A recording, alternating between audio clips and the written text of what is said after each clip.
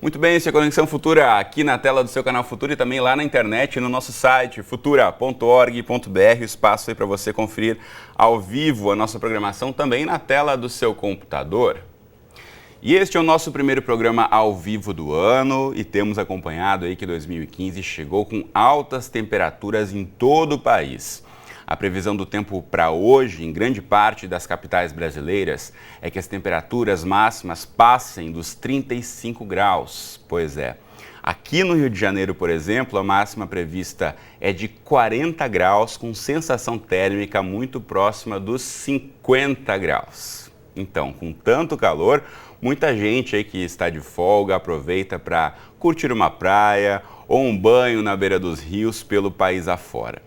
O problema é que o calor também traz aí muitas questões em relação aos alimentos que a gente consome. Eles acabam afetando, né? O calor pode deixar um alimento ser estragado ou não. A gente sabe que o Ministério da Saúde registra a cada ano 13 mil casos de intoxicação alimentar no país. Nessa época, que é a mais quente do ano, é registrado em média um aumento até de 20% no número desse tipo de atendimento em pronto-socorros e hospitais do Brasil, principalmente por causa de intoxicações alimentares e ingestão de alimentos mal armazenados e estragados. Frente a isso, no programa de hoje, a gente vai tentar aqui colaborar e trazer aí alguns cuidados que você deve ter com os alimentos durante o verão. Então, para essa conversa, recebemos aqui no estúdio a Melanie Rodak, que está aqui do meu lado. Ela é endocrinologista e nutróloga e professora da Faculdade de Medicina da Universidade Federal do Rio de Janeiro. E também conosco aqui no estúdio está a estudante Júlia Neiva. E você em casa, como sempre, também é nosso convidado, então aproveite aí para tirar suas dúvidas, aproveite aqui a nossa especialista no estúdio, estamos ao vivo aqui, então mande recados para a gente, comentários, dúvidas e opiniões nas redes sociais. Você pode mandar a sua dúvida primeiramente aí no Facebook, que eu vou mostrar para você. Nosso perfil é Canal Futura Oficial, você já pode aí deixar registrada a sua questão, ou ainda mande tweets para a gente, marcando @canalfutura. Também tem o nosso bom e velho telefone de qualquer parte do Brasil. Pegue aí seu fixo ou celular e diz que 0 operadora 21 2273 5020. Enquanto você manda o seu recado, eu dou as boas-vindas às nossas entrevistadas. Júlia, tudo bem com você? Tudo bom. Feliz Ano Novo. Para você também, obrigada. Melanie, bem-vinda. Feliz Ano Novo. Tudo bom? Tudo bom. Bom, eu sei que, como eu disse, muita gente nessa época aí está emendando o feriadão de Ano Novo, com o fim de semana que está chegando, e muita gente vai para a praia, e sempre é uma dúvida entre muitas famílias a questão de levar comida de casa ou acabar consumindo aqueles alimentos vendidos pelos vendedores ambulantes. Você, como especialista na área, o que recomendaria? Pois comer alimentos na praia tem um risco muito grande se você não conhece a procedência do lugar onde é feito o alimento. Então, se você vê que a higiene do local é adequada, se você vê que a cozinha está limpa, se é uma barraca de praia que está limpa, que você vê que a pessoa que faz os alimentos não é a mesma que recebe dinheiro, que está de touca, que está de luva, isso é uma barraca que você pode consumir os alimentos com um pouquinho mais de segurança. Agora, se é um vendedor que manipula o dinheiro, que pega a comida ao mesmo tempo, e isso acontece nas praias do Brasil inteiro, isso é uma coisa que a gente tem que ter cuidado. Levar os alimentos também requer um certo cuidado, porque não são todos os alimentos que ficam conservados durante muito tempo. Se a pessoa vai passar o dia todo na praia, ela acha às vezes que vou levar num isopor e isso vai conservar o alimento o dia todo. Não, na verdade, o próprio isopor ou uma bolsa térmica, você tem um tempo de conservação dos alimentos. Então, pegar e levar um sanduíche natural, feito de maionese, por exemplo, para passar o dia na praia, isso é um perigo enorme. Porque a maionese o risco de você passar mal é muito grande. É muito grande. Se comprar, então, no ambulante é pior ainda. Porque a maionese, eu acho que é um dos alimentos que a pessoa devia mais evitar no verão. Porque qual o risco? No verão, a gente tem uma temperatura alta, que isso propicia a ter uma proliferação dos micro-organismos. E isso que faz ter intoxicação alimentar, ou por bactérias, ou vírus, ou toxinas desses micro-organismos. Então, se a maionese, ela tem ovos crus, então, que é um agente que propicia muito a salmonelose, que é uma infecção intestinal muito comum no verão. Então, a maionese, tentar evitar ao máximo. Se levar fruta, alimento fresco, alimento embalado, coisas que não se deteriorem tanto com o calor. Pois é, eu sei que esses cuidados que a Melanie está citando aqui, a Júlia, que está aqui com a gente no estúdio também, ela tem muitos cuidados na hora de se alimentar. Eu queria ouvir de você então, Júlia, você já teve algum problema muito sério e a partir daí começou a se preocupar? Foi isso que aconteceu ou você sempre teve os cuidados antes de se alimentar na rua? Eu sempre tive muita preocupação com relação à alimentação na rua. Minha mãe sempre teve esse cuidado de me ensinar a evitar comer nas barracas, exatamente porque ela já passou mal por isso, né?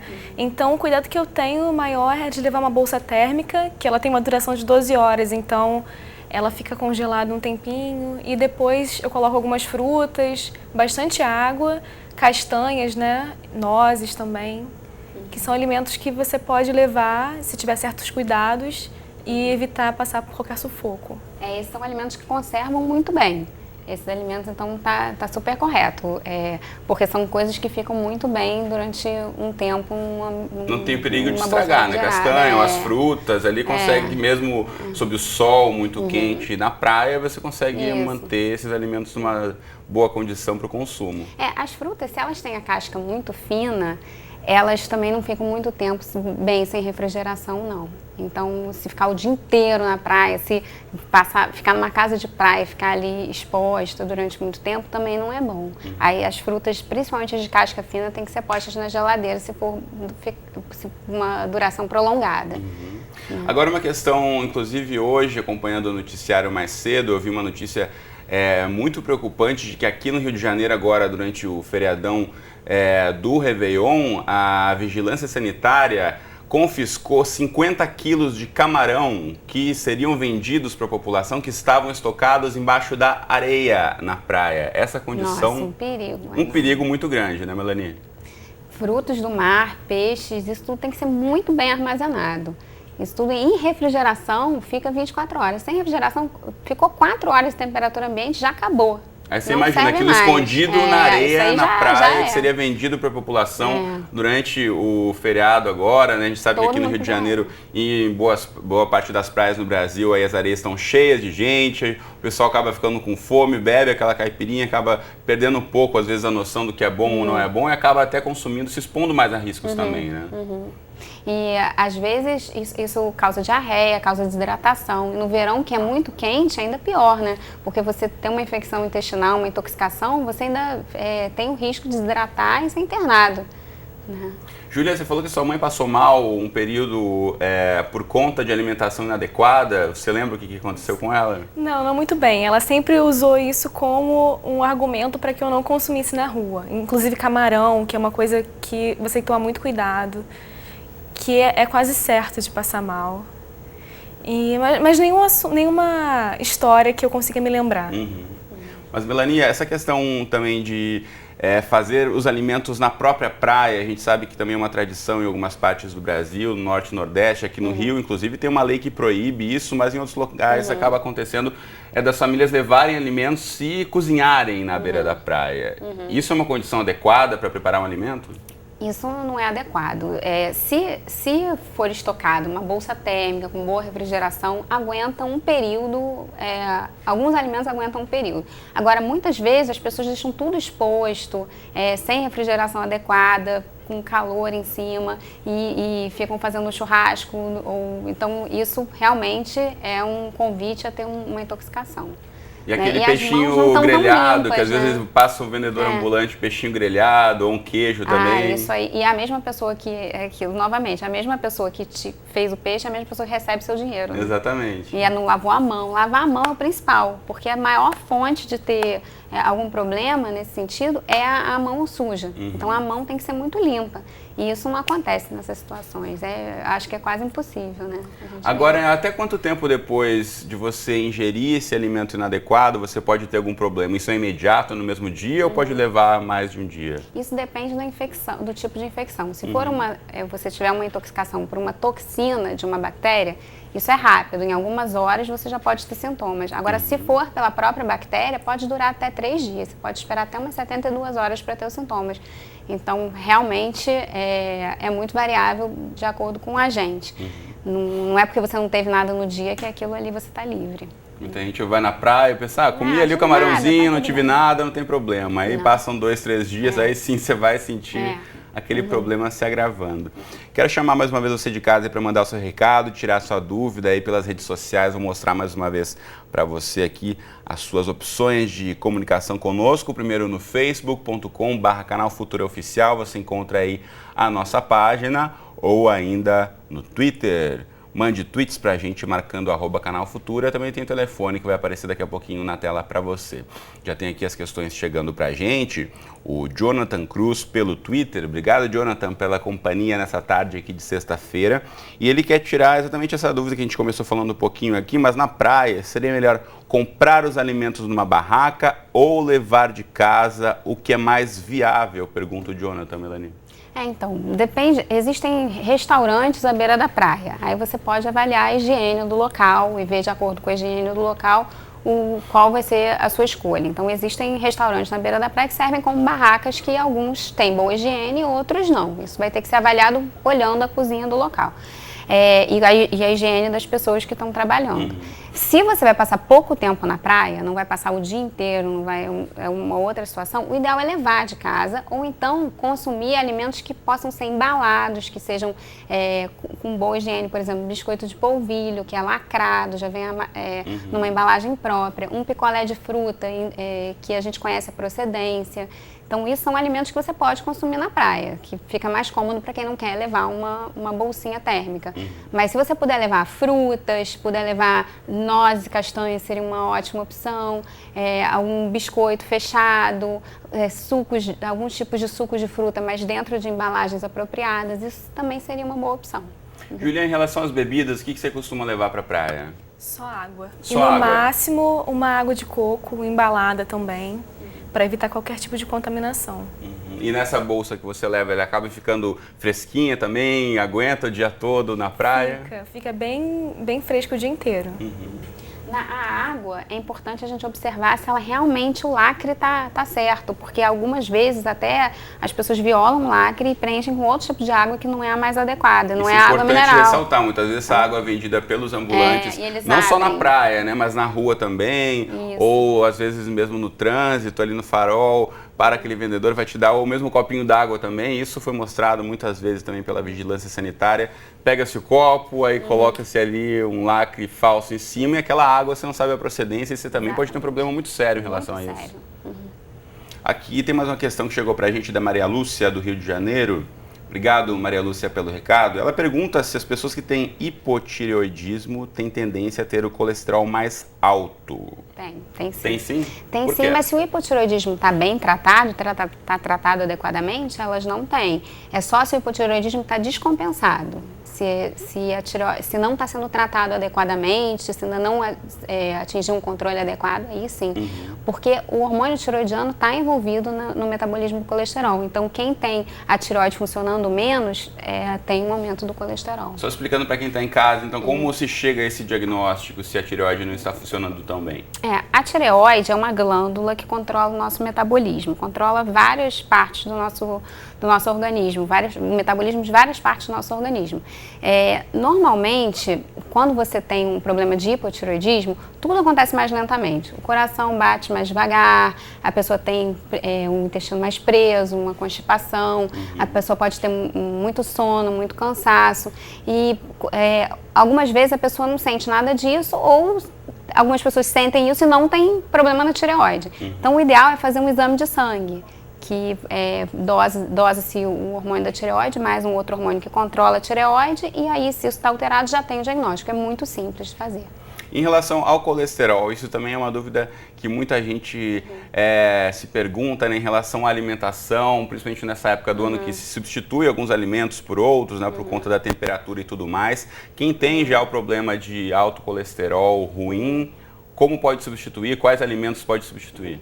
Então, o colesterol aumentado, normalmente a gente evita alimentos muito gordurosos. Então, o verão é uma época ideal para se fazer isso, porque no verão o ideal é a gente consumir coisas frescas, leves. Então, é uma época ideal realmente para ter uma alimentação com pouca gordura e até ajuda a evitar intoxicações alimentares. A resposta do colesterol, quando a gente muda a alimentação, não é tão forte assim. Então, muitas vezes, não é só o hábito alimentar que consegue baixar o colesterol. Muitas vezes a gente tem que usar medicações também, mas tem pessoas que respondem muito bem a mudanças alimentares e ela sempre deve ser estimulada em todo mundo que tem colesterol aumentado. Então, evitar molhos gordurosos, molho branco, queijo amarelo, doces com muito creme, frituras, e alguns alimentos podem ajudar a gente a substituir gorduras saturadas, que são muito piores, por gorduras mais saudáveis. Por exemplo, as nozes, as castanhas, são uma fonte muito mais saudável de gordura do que a dica da Júlia está bem colocada bem aqui. Colocada. Consumir bastante as castanhas, amendoim em excesso também. não. Em excesso, amendoim não. Amendoim, na verdade, não é nenhuma castanha. Amendoim é de outro grupo de alimentos, mas o gosto parece da castanha, então ele é colocado no meio, não é o... Às vezes ainda aquele saquinho tudo junto, misturado. Então, ali. na verdade, não é para a pessoa sair, pegar ou comprar uma caixa de castanha, não é isso. É para comer um punhadinho. Se comer mais que isso, engorda. E aí ela não vai ter o benefício... Então, uma porção seria quanto? Uns 5 punhado, castanhas? É o que a gente chama um punhado, cabe numa mão, né? Não mais que isso. Não ser muito muito afobado e achar que pode comer o potinho todo de castanha uma vez só é bom, né? A gente acaba entrando no ritmo, come 1, 2, 3, quando vê, acabou o potinho de castanha. Então, calma, muita calma nessa hora. Que nem azeite, as pessoas às vezes... o azeite de oliva dizem que é bom, saudável, aí tem mito de que é bom, enche o prato de azeite. É saudável, mas se você comer muito, engorda. Em relação a esses excessos também, Melanie, que a gente sabe, sempre falamos aqui, as duas aqui já citaram no estúdio, o consumo de frutas é muito importante. Por outro lado, o consumo de frutas em excesso também pode ser danoso para o organismo. O excesso de frutose, comer muita banana, muita fruta, muito açúcar que vem das frutas também, né? Se for um excesso realmente, você vai ter um excesso de açúcar. Dentro do corpo, a frutose é um tipo de açúcar.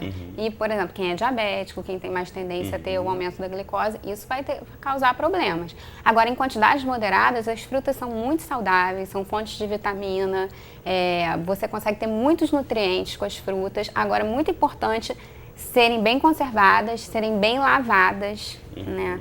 E sempre você tem que ter essa preocupação, né? Não pode ser, por exemplo, na feira pegar uma fruta e comer. Sem higiene nenhuma. Hepatite A, inclusive, se transmite ali por alimentos não lavados, frutas inclusive. Júlia, quais as frutas que você consome mais, principalmente nessa época do ano, do verão? Para levar, eu costumo levar a maçã, que tem a casca um pouquinho mais grossa, para evitar que ela murche também.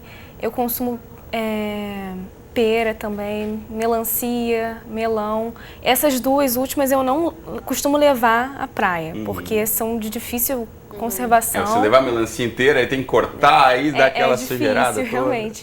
Mas em casa eu consumo bastante. Uma coisa muito importante se a pessoa for consumir frutas cítricas no sol, ela sempre tem que lavar muito bem a mão. Ao risco do limão, principalmente, né? O pessoal que faz a caipirinha ali na praia, depois tem aquela queimadura que demora muito para curar. E tangerina também, e algumas frutas, por exemplo, gengibre, é uma coisa que está super na moda, também tem uma substância que faz a queimadura semelhante. Então a gente tem que prestar atenção, lavar muito bem a mão com água e sabão depois de mexer em frutas cítricas. Muito bom. Mais perguntas chegando pra gente aqui, a gente fala um pouquinho sobre a questão dos sanduíches naturais, de não utilizar a maionese, e a Quitéria aqui do Rio nos pergunta se é mais saudável e menos perigoso substituir a maionese pelo creme de leite durante o verão, Melanie? O creme de leite não tem o ovo cru, mas também é uma coisa que pode estragar com facilidade no calor. Então, com cautela, eu acho que também não é o ideal. O ideal é você fazer um sanduíche, por exemplo, de queijo branco com peito de peru e conservar muito bem conservado, numa embalagem por pouco tempo. Tentar evitar os cremes. É uma questão que a gente vê também os vendedores ambulantes na hora que oferecem os sanduíches naturais na praia, muitos com frango ou com atum, que a gente sabe que normalmente já são produtos mais perecíveis, então é recomendado comer um sanduíche de atum na praia? Isso tentar evitar ao máximo. Esse tipo de sanduíche acho que tem que ser ao máximo evitado. Ainda mais que a maioria deles é feito com maionese. Então aí ficaria a dica, né? Eu acho que na verdade tentar perder um pouquinho, ou seja, uma hora, né? Que você vai sair da praia, você vai no restaurante adequado, você come, ou vai para casa e depois volta, porque de fato aí nesse calorão de 40 graus, com o sol batendo ali, é muito difícil você manter a qualidade do alimento, seja o tipo que for, né? Engana o apetite com biscoito de polvilho e picolé de fruta. Muito bom. Tem mais perguntas aqui chegando pra gente. A Cecília Vieira pelo Facebook. Obrigado, Cecília, pela participação, pela companhia.